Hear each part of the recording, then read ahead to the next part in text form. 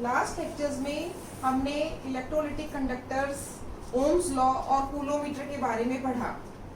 आज हम पढ़ेंगे कंडक्टेंस, या मेनली हमको पढ़ना है इलेक्ट्रोलिटिक कंडक्टेंस।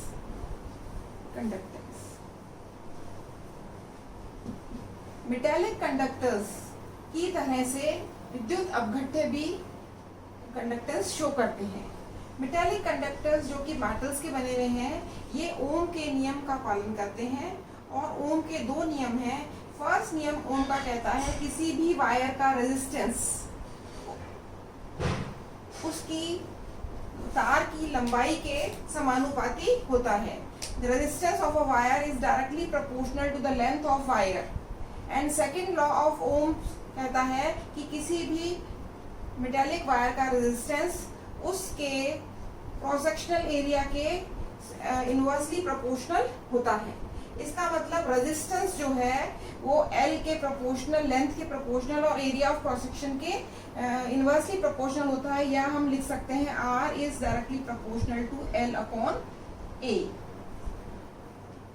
जिस तरह से मेटालिक वायर्स के अंदर रेजिस्टेंस की बात करते हैं, ये यहाँ पर R है रेजिस्टेंस या प्रतिरोध,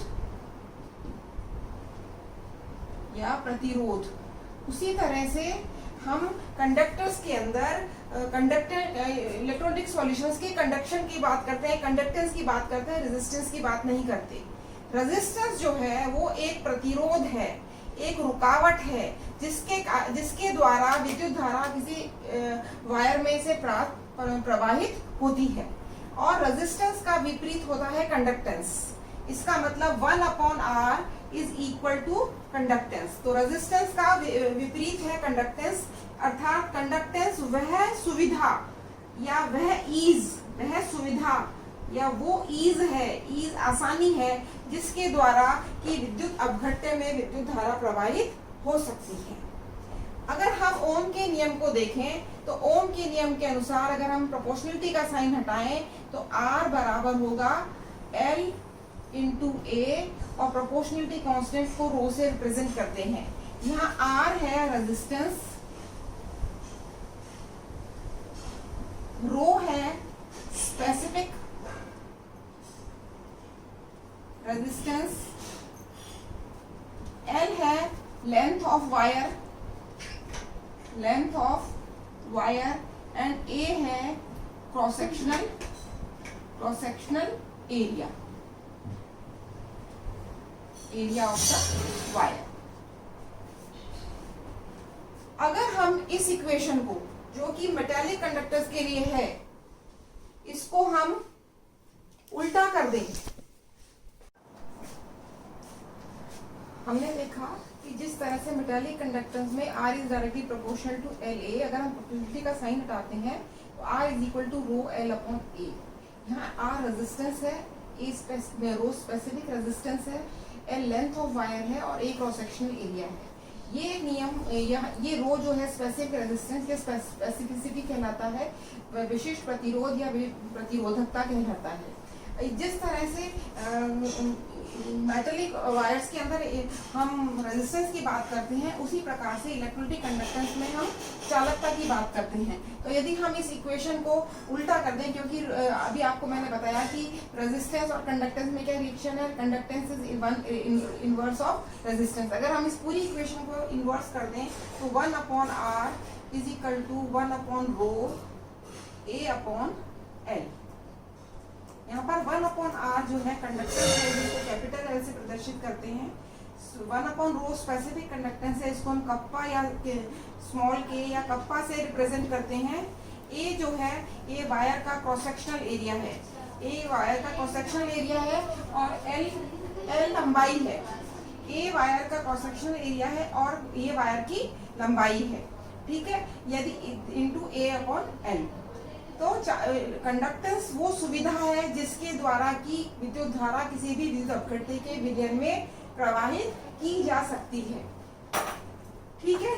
अब A जो है ये क्रॉस सेक्शनल एरिया है, इसको हम स्क्वायर सेंटीमीटर में या स्क्वायर मीटर में, स्क्वायर सेंटीमीटर या स्क्वायर मीटर में नापते हैं। L लंबाई है तार की, जिसको हम सेंटीमीटर में या M में नापते हैं। ठीक है।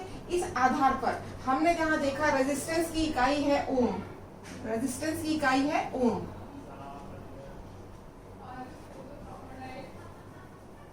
रेजिस्टेंस की इकाई है ओम, स्पेसिफिक रेजिस्टेंस की इकाई हम निकालेंगे, और ये L जो है ये है length of wire in centimetres और मीटर्स, और ये है cross sectional of area in centimetres squares और मीटर स्क्वायर्स। अतः एक से एक विशिष्ट चालकता की इकाई हो गई ओम, विशिष्ट प्रतिरोध की इकाई गई ohm into centimetre. This is unit of specific resistance, ठीक है। इसी प्रकार से स्पेसिफिक रेजिस्टेंस का उल्टा होगा स्पेसिफिक कंडक्टेंस, और इसकी इकाई होगी ohm inverse into centimetre inverse. तो यहाँ पर L कंडक्टेंस है, कंडक्टेंस की इकाई आपको अभी बताया, ये रेजिस्टेंस की इकाई क्योंकि ओम है इसलिए कंडक्टेंस की इकाई होगी ओम इनवर्स, या इसको महो या इसको सीमन से भी, S से भी रिप्रेजेंट से किया जाता है। 1 ohm inverse is equal to 1 siemens, इससे भी रिप्रेजेंट किया जाता है। इसका अगर हम उपरोक्त समीकरण से देखें L is equal to kappa A upon A, अगर हम इस इक्वेशन से देखें तो इस इक्वेशन के अनुसार यदि A लंबाई 1 सेंटीमीटर हो और L जो है स्क्वायर जो एरिया है वो 1 स्क्वायर सेंटीमीटर हो, तो ऐसी अवस्था में विद्युत किसी भी विद्युत अपघट्य की चालकता उसकी विशिष्ट चालकता के बराबर होगी। ये क्वेश्चन शो करती है कि चालकता जो है वो विशिष्ट चालकता के बराबर होगी, विशिष्ट चालकता के बराबर होगी। तो विशिष्ट चालकता की डेफिनेशन क्या, इसका मतलब हम क्या कह सकते हैं कि किसी भी विलयन की चालकता उसकी विशिष्ट चालकता के बराबर है यदि एरिया ऑफ क्रॉस सेक्शन और लेंथ ऑफ वायर 1 सेंटीमीटर और 1 स्क्वायर सेंटीमीटर है। उस स्थिति में विद्युत अपघट्य की उस स्थिति में चालकता विशिष्ट चालकता के बराबर होगी, क्योंकि विशिष्ट प्रतिरोध का इकाई ohm inverse into centimetre square है, इसलिए विशिष्ट चालकता की इकाई ओम इनवर्स सेंटीमीटर इनवर्स होगी।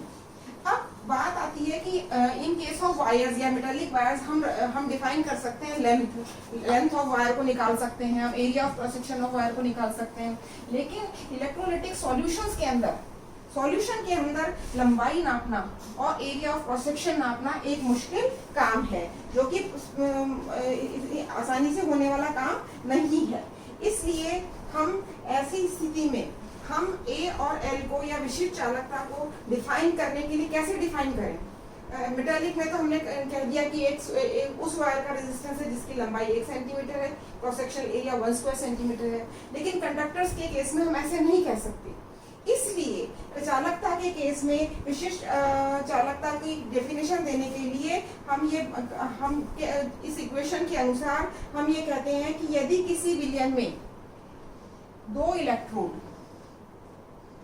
यदि किसी विलयन में 2 इलेक्ट्रोड एक दूसरे से 1 सेंटीमीटर की दूरी पर रखे हों, 2 इलेक्ट्रोड्स P एंड Q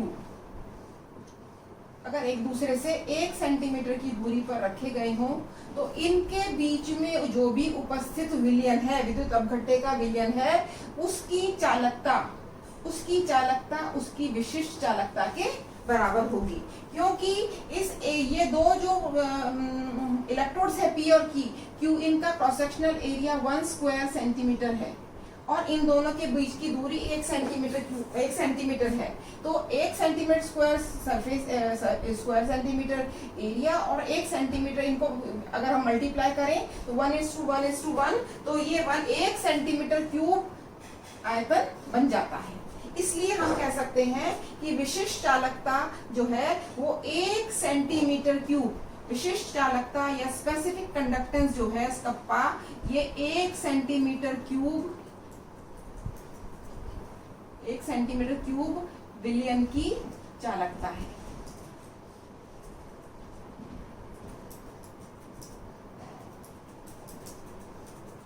और यदि हम SI प्रणाली यूज करें और हम ये कहें कि ये विद्युत विशिष्ट चालकता उस विलयन की चालकता है जो एक दूसरे से 1 मीटर की दूरी पे रखे हुए दो इलेक्ट्रोड्स के बीच, जिनका की cross sectional area 1 square metre हो, के बीच रखे गए आयतन की चालकता है। तो यह भी उचित है क्योंकि आजकल सेंटीमीटर क्यूब वाला टर्म्स यूज नहीं की जाती, SI वाली टर्म्स यूज की जाती हैं, लेकिन समझाने की दृष्टि से सेंटीमीटर क्यूब वाला जो स्केल है वो समझने में आसानी प्रतीत होती है। मान लीजिए मैं आपसे कहूं कि एक बीकर है, उस बीकर में दो इलेक्ट्रोड्स लगाइए जो कि एक दूसरे से 1 सेंटीमीटर की दूरी पर हो, ठीक है, उनका cross sectional area 1 square centimetre हो। तो ये पॉसिबिलिटी है, हम इमेजिन कर सकते हैं कि एक बीकर में 1 सेंटीमीटर क्यूब विलयन हो सकता है, क्योंकि 100 ml कैपेसिटी वाले विलयन बीकर के अंदर 100 सेंटीमीटर क्यूब विलयन आ सकता है। तो इमेजिनेशन करने पर ये संभव है कि हम इमेजिन कर सकें कि इस बीकर में 1 सेंटीमीटर क्यूब विलयन है, उस विलयन की जो चालकता है वो उसकी विशिष्ट चालकता है। इसकी जगह मैं आपसे ये कहूं कि अगर दो ऐसे इलेक्ट्रोड्स लो जो एक दूसरे से 1 मीटर की दूरी पर हों और उनके बीच की उनका cross sectional area 1 square metre हो, तो ऐसी परिस्थिति में हम ये इमेजिन नहीं कर सकते कि इतना बड़ा कोई बीकर होगा जिसकी की डायमेंशंस 1 मीटर क्यूब सॉल्यूशन को अपने में समाने की होंगी। वो बीकर नहीं हो सकता, वो कोई और। इस तरह से यदि हम समझने की दृष्टि से सोचें तो 1 सेंटीमीटर क्यूब विलयन को हम एक बीकर में इमेजिन कर सकते हैं। लेकिन अगर मैं ये आपसे ये कहूं कि दो इलेक्ट्रोड्स जिनका की cross sectional area 1 square metre हो और एक दूसरे से 1 मीटर की दूरी पर रखे हों, तो उनके बीच में जो विलयन होगा उसका आयतन 1 मीटर क्यूब होगा। इस 1 मीटर क्यूब की चालकता विशिष्ट चालकता कहलाती है। तो ये इमेजिन करने में पॉसिबल नहीं है, इसलिए इमेजिनेशन के हिसाब से, समझने के हिसाब से हम सेंटीमीटर की जो है यूनिट्स वो ही यूज करते रहते हैं, ठीक है। तो इस आधार पर चालकता की इकाई है ओम इनवर्स इंटू सेंटीमीटर, महो इंटू सेंटीमीटर इनवर्स, ठीक है, और इसकी इकाई और हो सकती है सीमन इंटू मीटर इनवर्स।